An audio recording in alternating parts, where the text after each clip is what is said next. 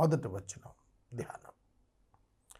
యెహోవా ఏటిని కొట్టి 7 దినములైన తరువాత యెహోవా మోషేతో ఇట్లనెను, నీవు ఫరో యొద్దకు వెళ్ళి అతనితో, నన్ను సేవించుటకు నా జనులను పోనిమ్ము. నీవు వారిని పోనీయని ఎడల, ఇదిగో నేను నీ పొలిమేరలన్నింటినీ కప్పల చేత బాధిస్తాను. ఏటిలో కప్పలు విస్తారముగా పుట్టును. అవి నీ ఇంటి పడక గదిలోనికి, నీ మంచము మీదకి, నీ సేవకుల ఇండ్లలోనికి, నీ జనుల మీదకి, నీ పొయ్యిలోనికి, పిండి పిసుకు తొట్లలోనికి ఎక్కి వస్తాయి.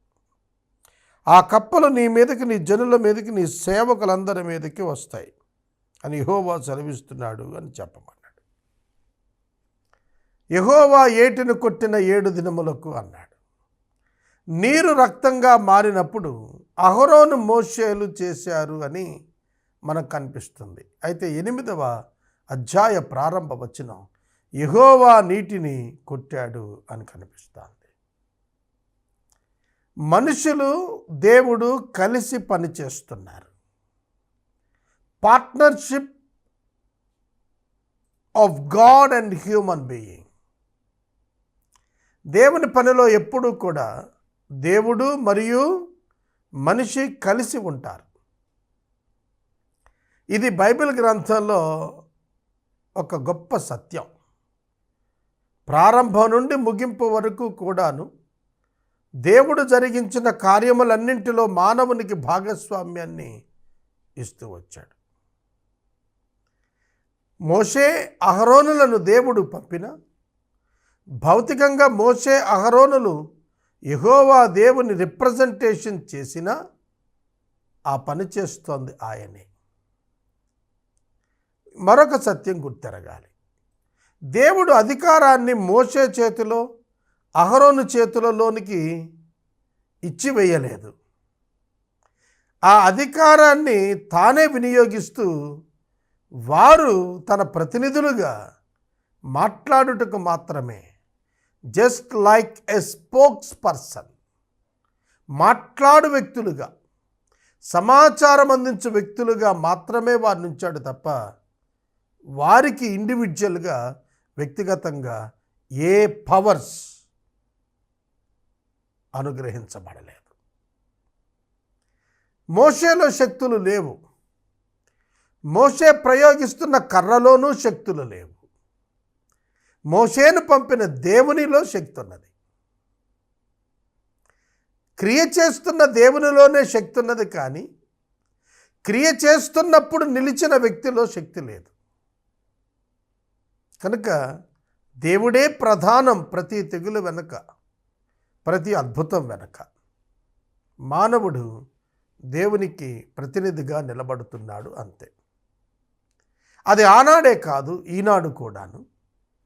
సువార్త ప్రకటిస్తున్నటువంటి మనం నిలిచి ప్రకటిస్తున్నాం. ప్రకటింప చేస్తున్నది పరిశుద్ధాత్మ దేవుడే. ప్రకటించిన దానిని వినిన వానిలో క్రియ జరిగిస్తున్నవాడు పరిశుద్ధాత్మ దేవుడే. అల్టిమేట్గా, అంతిమంగా కార్యసిద్ధి కలుగ చేసేవాడు కూడా అదే పరిశుద్ధాత్మ దేవుడు. మరి మానవుడు ఎందుకు? దేవుడు మానవుని ఎన్నుకొని తన యొక్క ప్రతినిధిగా నిలబెడుతున్నాడు.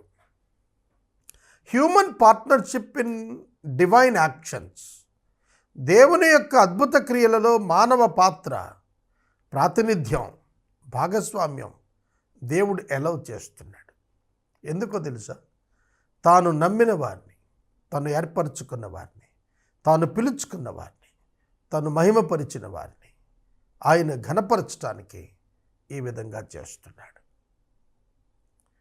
చూడండి, యెహోవా ఏటిని కొట్టాడు, నీరు రక్తమైపోయింది. యెహోవా ఆ దేశము మీదకు కప్పలను పంపాలనుకున్నాడు. ఆ ఆలోచన మోషేది కాదు, దేవునిది. ఆ క్రియ మోషేది కాదు, దేవునిది. కానీ దేవుని పక్షంగా మోషే ఫరో ఎదుట నిలబడి, మా దేవుడు ఇలా చెప్పమంటున్నాడు నీతో అని నిలబడుతున్నారు. అంతవరకే వారి పాత్ర. నీవు ఫరో ఎదుటకు వెళ్ళి నన్ను సేవించుటకు నా జనులను పోనిమ్ము. గుర్తుపెట్టుకోండి, దేవుని జనులు దేవుని సేవించాలి. God's people must worship God. ఇది ఒప్పందం. యెహోవాను స్తుతించుట యథార్థవంతులకు శోభస్కరం. ఇది ఒప్పిదము. It's an agreement between God and the believer. Every believer has to worship the lord. దేవుని ఆరాధన చేయటానికి ప్రతి విశ్వాసి బద్ధుడై ఉన్నాడు. కనుక దానికి ఆటంకం కలిగించేవాడు ఎంతటి వాడైనా శిక్షార్హుడు. దేవుని ప్రజలు దేవుని ఆరాధించుటకు అడ్డగించువాడు దేవుని చేత శిక్ష పొందుతాడు అంటానికి ఫరో ఈజ్ ద బెస్ట్ ఎగ్జాంపుల్. ఏటిలో కప్పలు విస్తారంగా పుడతాయి, ఇంటిలోకి వస్తాయి, మంచాల మీదకి వస్తాయి, పొయ్యిల మీదకి వస్తాయి, తినే పదార్థాల మీదకి వచ్చేస్తాయి. నీ ఇంటిలోకే కాదు, నీ సేవకుల ఇంట్లోకి వచ్చేస్తాయి. అయితే యెహోవాయే దేవుడని నీవు తెలుసుకునేటట్లుగా ఈ యొక్క కార్యాలన్నీ కూడా జరుగుతాయని దేవుడు చెబుతున్నాడు. యెహోవా సెలవిస్తున్నాడు అని మోషే చెప్పినప్పుడు ఫరో దానిని అంగీకరించడం లేదు. 5వ వచనం, మరియు యెహోవా మోషేతో ఇట్లా నేను నీవు అహరోనును చూచి నీ కర్ర పట్టుకొని ఏటిపాయల మీద, కాలువల మీద, చెరువుల మీద నీ చేయి చాపి ఐగుప్తు దేశం మీదకు కప్పలను రాజేయమని అతనితో చెప్పమనగా అహరోను ఐగుప్తు జలముల మీద తన చేయి చాపెను. అప్పుడు కప్పలు ఎక్కి వచ్చి ఐగుప్తు దేశమును కప్పెను. శకునగాండ్రు కూడా తమ మంత్రముల వలన అలాగును చేసి ఐగుప్తు దేశము మీదకు కప్పలను రాజేసిరి.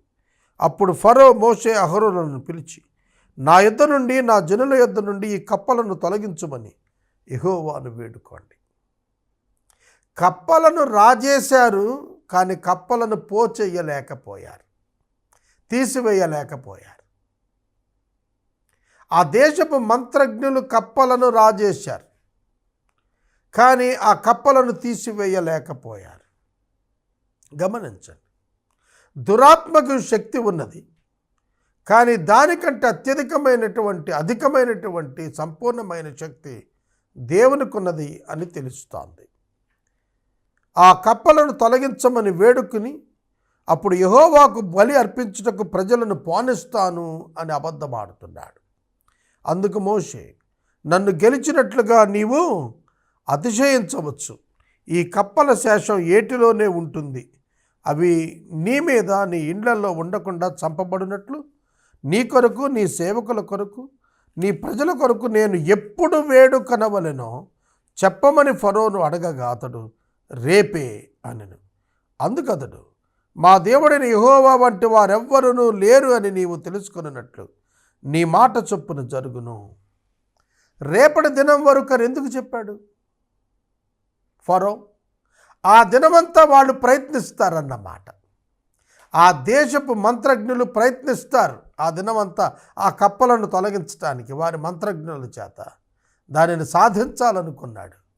కానీ మోషే ముందే చెబుతున్నాడు, అది వారు చెయ్యలేరు. కాబట్టి నేనెప్పుడు వేడుకోవాలో నువ్వు నాకు చెప్పు, దాని ప్రకారం నేను వేడుకుంటాను. Now the ball is in your court. నీ దగ్గరే ఉన్నది సమస్య.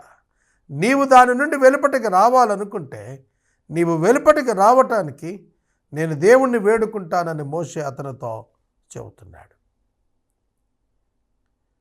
11వ వచనం, అనగా కప్పలు నీ యొద్ద నుండి, నీ ఇండ్లలో నుండి, నీ సేవకుల యొద్ద నుండి, నీ ప్రజల యొద్ద నుండి తొలగిపోవునవి ఏటిలోనే ఉంటాయి. మోషే అహరోనులు ఫరో యొద్ద నుండి బయలు వెళ్ళినప్పుడు యెహోవా ఫరో మీదకి రాజేసిన కప్పల విషయంలో మోషే అతని కొరకు మొరపెట్టగా యెహోవా మోషే మాట చొప్పున చేసిన గనుక ఇండ్లలోనేమి, గ్రామములలోనేమి, పొలములలోనేమి కప్పలు ఉండకుండా చనిపోయాను. జనులు వాటిని కుప్పలు వేసినప్పుడు భూమి కంపు కొట్టెను. ఫరో ఉపశమనము కలుగుట చూచి యెహోవా సెలవిచ్చినట్లు తన హృదయమును కఠినపరుచుకుని వారి మాట వినకపోయాను. ఫరో ఉపశమనము వచ్చినప్పుడు మాట వినకపోయాను. మాట తప్పాడు, మాట వినకపోయాడు, కఠిన హృదయుడయ్యాడు. తన యొక్క మంత్రజ్ఞులు కప్పలు రాజేసి చూచి యెహోవా కూడా వీరి వంటి వాడే అనుకున్నాడు. ఆయన యొక్క ఔన్నత్యాన్ని గుర్తించలేకపోయాడు. తన కఠిన హృదయం చొప్పున తాను నిలబడి ఉన్నాడు. మాట తప్పాడు. దేవుడు దాన్ని చూస్తున్నాడు. ఇక్కడ ఒక వచనం మీరు గుర్తుపెట్టుకోండి. ఉపశమనము కలుగుట చేత హృదయము కఠినమయ్యింది. చాలా సందర్భాల్లో అనేక మంది తమ పాపము వలన కలిగిన పరిస్థితుల నుండి దేవుడు తన కృపచేత ఉపశమనం ఇచ్చినప్పుడు మరలా తిరిగి అదే పాపములో కొనసాగుతూ ఉంటారు. దేవుని కృపను నిరర్ధకం చేస్తుంటారు. 15వ వచనం, కఠినపరుచుకుని యెహోవా మాట ఫరో వినకపోయాడు. 16వ వచనం నుండి 20వ వచనం వరకు ఉన్న వాక్య భాగంలో మరొక తెగులు. ఇది వరుస క్రమంలో 3వ తెగులు, ఈ అధ్యాయములో 2వ తెగులు. అందుకు యెహోవా మోషేతో, నీ కర్ర చాపి ఈ దేశపు ధూళిని కొట్టు. అది ఐగుప్తు దేశమంతా చేశారు. పేలుగునని యెహోవా అహరోనుతో చెప్పమనగా వారు అట్లు చేశారు. అహరోను తన కర్రను పట్టుకొని చేయి చాపి ఆ దేశపు ధూళిని కొట్టినప్పుడు పేలు మనుషుల మీదను జంతువుల మీదను ఉండెను. ఐగుప్తు దేశమంతటా ఈ దేశపు ధూళి అంతటా పేలు అయిపోయాయి. శకునగాండ్ర కూడా పేలను పుట్టించాలని తమ మంత్రముల చేత అట్లు చేశారు, కానీ అది వారి వలన కాకపోయెను. అండర్లైన్ ద వర్డ్, అది వారి వలన కాకపోయెను. సోదరుడా, సోదరి, చూడండి, రక్తము అలాగే కప్పలు రప్పించారు, కానీ పేలను రప్పించలేకపోయారు. ఇది ఒక అద్భుతంగా అక్కడ మనం చెప్పచ్చు. వారి వల్ల కాలేదు, ఇది దేవుని వలన మాత్రమే, దైవశక్తి వలన మాత్రమే ఇలా జరుగుతుందని శకునగాండ్ర ఒప్పుకున్నారు. శకునగాండ్ర చేత దేవుడు ఫరోకు సాక్ష్యం ఇప్పిస్తున్నాడు. ఇది దైవశక్తి, ఇది మా శక్తిని మించిన శక్తి, కనుక ఇది మా వలన కాదు. ఈసారి దేవుడు అతనికి వార్నింగ్ ఇచ్చి చేసినట్టుగా లేదు, డైరెక్ట్గా మోషేని చేయమన్నట్టుగా ఇక్కడ మనకు ఈ యొక్క తెగులు విషయాన కనపడుతోంది. ఫరో విషయమున యెహోవా ముందుగా చెప్పినట్లు అతని హృదయం కఠినమైపోయింది, అతడు వారి మాట వినలేదు. 16వ వచనం నుండి 20వ వచనం వరకు ఉన్నటువంటి పేలు అనేటువంటి తెగులుకు కూడా మాట వినలేదు. అప్పుడు ప్రభువు మోషేతో మాట్లాడుతూ, నీవు ప్రొద్దున లేచి ఫరో ఎదుట మళ్ళా నిలబడు. ఇదిగో అతడు ఏటికి వెళ్తున్నాడు. నీవు అతన్ని చూచి నన్ను సేవించుటకు నా జనులను పోనివ్వు. నేను నా ప్రజలను పోనీయని ఎడల చూడుము, నేను నీ మీదకి, నీ సేవకుల మీదకి, నీ ప్రజల మీదకి, నీ ఇండ్ల మీదకి ఈగల గుంపులను పంపించదను. ఇవన్నీ కూడా ఐగుప్తు దేవతలకు గుర్తులు. ఈగ, పేలు, కప్పలు, ఇవి మిడతలు, ఇవన్నీ కూడాను ఐగుప్తు దేవతలకు సింబల్స్. కనుక వీటి చేతనే శోధింపచేస్తూ వారిని బాధింపజేస్తూ అవి అన్నింటికంటే శక్తిమంతుడు యెహోవా అని వారికి రుజువు చేస్తున్నాడు. చూడండి, నీవు నా ప్రజలను పోనీయనేడల ఈగల గుంపులను పంపిస్తాను. ఐగుప్తుల ఇండ్లను, వారున్న ప్రదేశమును ఈగల గుంపులతో నిండిపోతాయి. అయితే నేను యెహోవానని నీవు తెలుసుకునేటట్లుగా ఇజ్రాయేలీయులు నివసిస్తున్న గోషెను ప్రాంతాన్ని వినాయిస్తాను. దేవుడు తన ప్రజలను కాపాడుతాడు, తన ప్రజలను పరిరక్షింపగలుగుతాడు. నాశనకరమైన తెగులు రాకుండా యెహోవా నిన్ను తప్పిస్తాడన్నాడు. 91వ సంకీర్తనలో యెహోవా కేడముగా, దుర్గముగా కీర్తనాకారుడు వర్ణించాడు. నాశనకరమైన తెగులు రాకుండా కాపాడువాడిగా, తప్పించువాడిగా శ్లాఘించాడు, స్తోత్రించాడు. కారణం ఏమిటి? కారణం ఒక్కటే, ఆయనే దేవుడు, ఆయన తప్ప ఎవరున్న దేవుడు లేరు. మరియు భూలోకములో నేనే యెహోవానని నీవు తెలుసుకునేటట్లు ఆ దినమున నేను నా ప్రజలు నివసించుచున్న గోషేను దేశాన్ని వినాయిస్తాను, అక్కడ ఈగల గుంపులు ఉండవు. నా ప్రజలను నీ ప్రజలను ప్రత్యేకపరుస్తాను. భూమి మీద కూడా దేవుని బిడ్డలు లోకపు జనుల నుండి ప్రత్యేకించబడిన వారే. రేపు ఈ సూచక క్రియ జరుగుతుందని యెహోవా సెలవిచ్చినట్లు నీవు చెప్పాలి. 24 hours టైం. లోబడతావా అని అడిగాడు దేవుడు. ఫరో లోబడలేదు. యెహోవా అలాగున చేసెను. బాధాకరమైన ఈగల గుంపులు ఫరో ఇంటిలోనికి అతని సేవకుల ఇండ్లలోనికి వచ్చి ఐగుప్తు దేశమంతటా వ్యాపించాయి. ఆ దేశము ఈగల గుంపుల వలన చెడిపోయింది. ఇవి భయంకరమైనటువంటి ఈగలు, మన ఇంటిలో మనం చూసేవి కాదు. ఇవి ఒక విధంగా భయంకరమైనటువంటి దుస్థితిని కలిగించేవిగా మనం గ్రహించాలి. గుంపుల వలన దేశం పాడయ్యింది. అందుకు ఫరో మోషే అహరోనులను పిలిచి, మీరు వెళ్ళి ఈ దేశంలో చూడండి, ఈ దేశంలో బలివ్వండి అంటాడు.